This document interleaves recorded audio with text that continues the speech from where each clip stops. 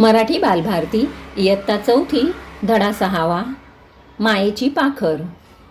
कर्मवीर भाऊराव पाटील यांच्याबद्दल मला अत्यंत आदर आहे. एकदा मी पुण्याला जाताना वाटेत सातारला थांबलो. भाऊरावांना भेटावे म्हणून त्यांच्याकडे गेलो. त्यांची भेट झाली.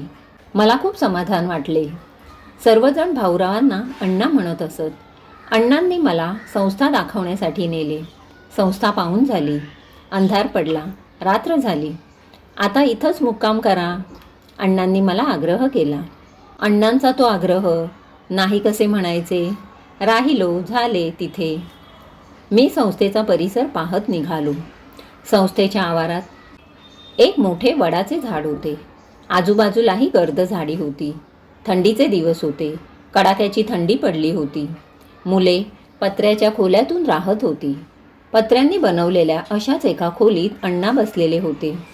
मीही त्यांच्याजवळ जाऊन बसलो. त्यांनी मला जेवणाचा आग्रह केला. नुकतंच जेवण झालंय माझं, असे मी त्यांना सांगितले. अर्थात हे सर्व खोटेच होते. वसतिगृहाच्या मुलांनी केलेले जेवण ते कसे असणार, म्हणून मी जेवणाची टाळाटाळ केली. मुलांची जेवणे झाली, प्रार्थना झाली आणि ती सर्व झोपी गेली. माझ्या पोटात मात्र कावळे ओरडत होते. मग मला झोप कशी येणार. मी तसाच पडून राहिलो. अण्णांनी हे ओळखले. त्यांनी एका मुलाला आज्ञा केली, जा रे, स्वयंपाकघरात काही शिल्लक असेल ते घेऊन ये बघू. मुलगा धावतच स्वयंपाकघरात गेला. पिठले, भाकरी, कांदा, तेल एका ताटात घेऊन आला. मी अधाशासारखा त्यावर तुटून पडलो. पंचपक्वान्नांपेक्षाही ते मला रुचकर लागले. मग काय, बिछाण्यावर पडल्याच डोळा लागला. मध्यरात्र उलटून गेली. कशाची तरी चाहूल लागून मला जाग आली. अण्णा उठले होते. त्यांनी कंदील हातात घेतला.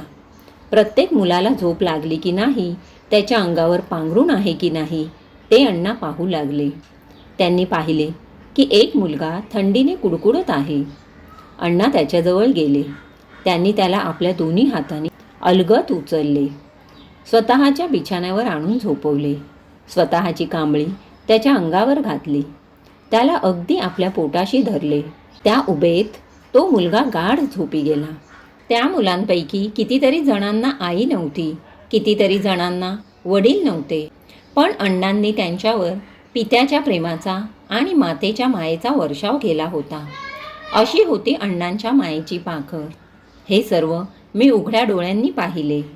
सकाळी मी उठलो. अण्णांना कडकडून भेटलो. नकळतच माझ्या मुखातून शब्द बाहेर पडले, अण्णा, आपण खरेखुरे या मुलांचे आईबाप आहात.